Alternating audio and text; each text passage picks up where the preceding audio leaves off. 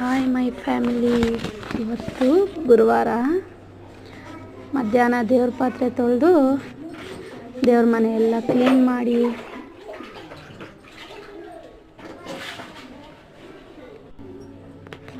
ಪೂಜೆ ಹೂವು ಇಟ್ಟು ಕಲಶ ಇಟ್ಟು ಹೂವು ಇಟ್ಟು ಪೂಜೆ ಮಾಡಿ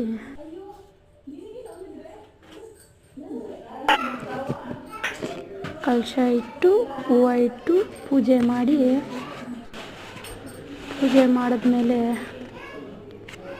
ನೋಡಿ ನಮ್ಮ ದೇವ್ರ ಮನೆ ಯಾವ ಥರ ಕಾಣಿಸುತ್ತೆ ಅಂತ ನೋಡಿ. ಹೂವು ಇಡ್ತಾ ಇದ್ದೀನಿ. ದೇವ್ರ ಫೋಟೋ ಚಿಕ್ಕಪೇಟೆಯಲ್ಲಿ ಮಾಡಿಸಿದ್ದು ಮನೆ ಗುರುಪ್ರವೇಶಕ್ಕಂತ.